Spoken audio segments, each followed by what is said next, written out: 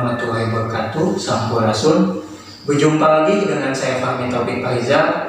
Selamat datang di Sahabat Pena Sambawa Satria Pegunungan.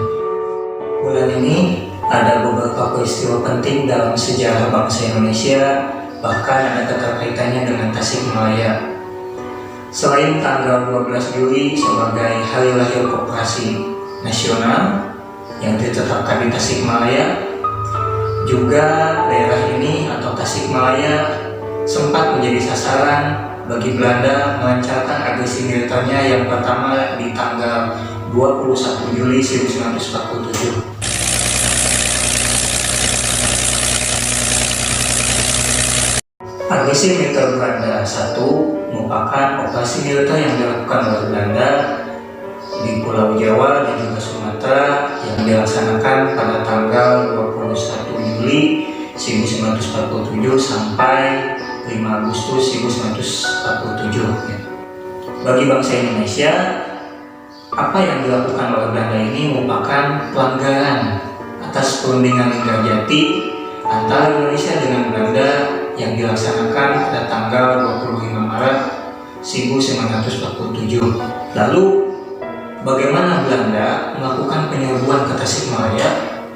Di sini saya merangkum berbagai peristiwa yang disampaikan oleh para pejuang yang mengalaminya dan juga dari beberapa catatan, diantaranya berjudul Sekitar Perang Kemerdekaan Indonesia Jilid 5 Agresi Militer Belanda Pertama yang ditulis oleh Jenderal Abdul Haris Nasution almarhum.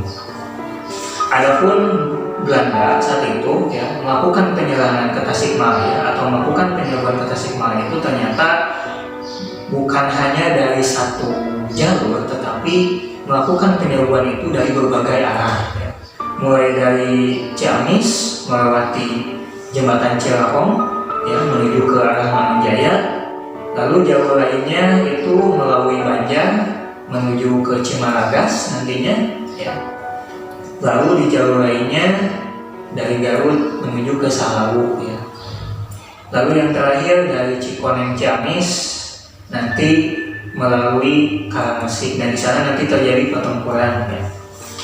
Nah, menurut Pak Abdul Haris Nasution saat itu di dalam buku Sekitar Perang Kemerdekaan Indonesia, di sini saya mendapatkan beberapa informasi dari beliau yang dicatat oleh beliau.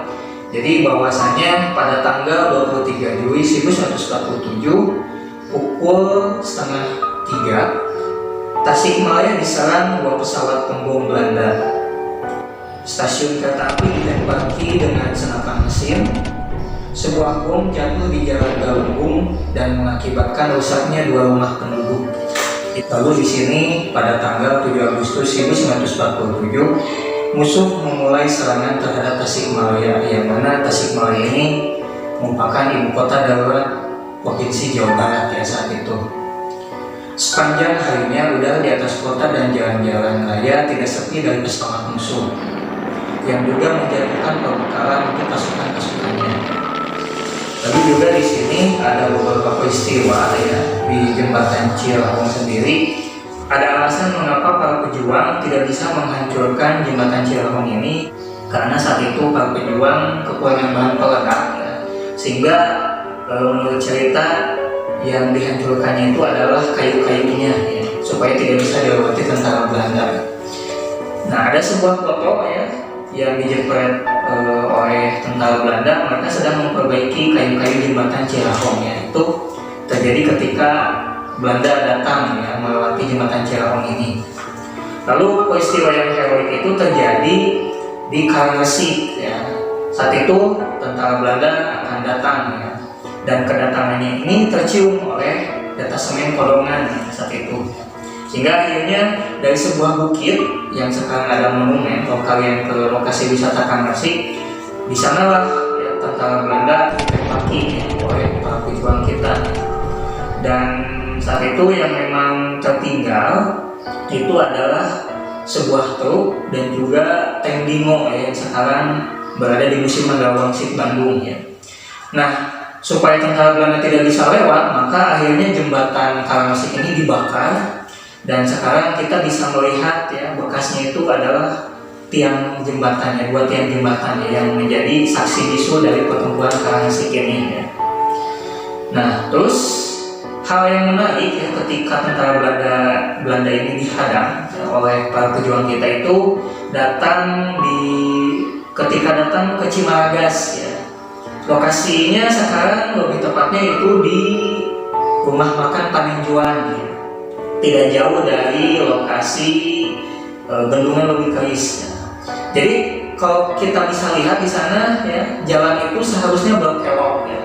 Oleh para pejuang, jalan yang semula berkelok ini dibuat seperti lurus ya. Sehingga menurut cerita ya, ketika Belanda datang ya melewati jalan itu, mereka terprosok jatuh ke jurang ya. Karena mereka tidak tahu ya, mereka menyangkanya jalan itu lurus ya, seperti itu padahal berkelok ya. Nah itu ya jebakan-jebakan yang dilakukan oleh para pejuang kita supaya Belanda tidak datang ya, seperti itu. Terus dari hal lainnya juga Belanda datang dari arah Garut ya melewati Salawu, dan di sana saya pernah mewawancara sesepuh ya yang ada di sekitar Mangunreja. Beliau mengatakan bahwa saat itu penduduk memang banyak ditembaki dan ada salah satu ulama dan cintawannya juga yang juga menjadi korban penembakan tentara Belanda ya, saat itu.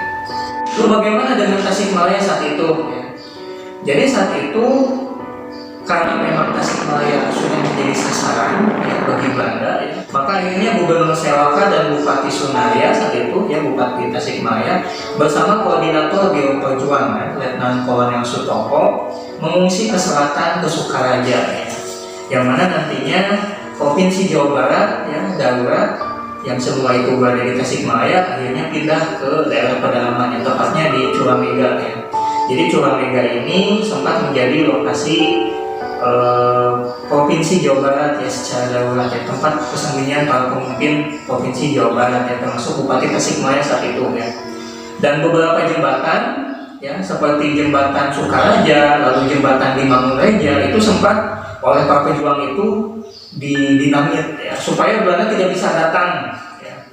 Dan kita masih bisa melihat jejak-jejaknya ya yang berdiri tegak di aliran Sungai Cibulan ya, seperti itu ya. Jadi di sini kita bisa melihat bahwasannya perjuangan ya para pejuang kita ya itu ternyata sangat besar ya, untuk menghadang kedatangan Belanda ini ya ke Tasikmalaya. Nah, mengapa Tasikmalaya ini menjadi sasaran ya dalam agresi militer Belanda pertama ya? Ya. Nah, Tasikmalaya ini menjadi lokasi provinsi darurat Jawa Barat ya, seperti itu ya. Dan juga pengungsi akibat peristiwa Bandung Lautan Api ya. Salah satunya itu Ibu Raden Dewi Sartika itu kan mengungsi ke Tasikmalaya dan nanti terakhir ke Cimiang ya sampai meninggalnya di sana ya, seperti itu. Yang kedua, Tasikmalaya ini lokasinya sangat strategis ya. Ditambah lagi adanya daerah Le Afdeling ini merupakan alat komunikasi antara pusat dengan cabang ya dalam hal ini Provinsi Jawa Barat. Sehingga bagi Belanda ini harus direbut seperti itu ya. Dan akhirnya mereka merencanakan ya penyerbuan Tasikmalaya ini dari berbagai wilayah ya, dari berbagai arah ya, dari Garut, dari Ciamis ya, dari Banjar ya, seperti itu. Di atas juga mungkin sisa masa perang ya. Dulu waktu saya dengan sesepuh, oh ini nih, ini kayak sisa zaman perang, ini menarik nih. Ya, masih di jembatan Ciawi. Nah itu mungkin yang dapat saya sampaikan terkait peristiwa yang terjadi di bulan ini ya. Apapun itu intinya jangan pernah lupakan sejarah ya, karena para pejuang ini dengan tetesan darahnya, dengan keringatnya berjuang mempertahankan Tasikmalaya ya, berjuang mempertahankan NKRI. Dari saya cukup sekian. Bila topik wadaya, wassalamualaikum warahmatullahi wabarakatuh. Sampurasun. Merdeka.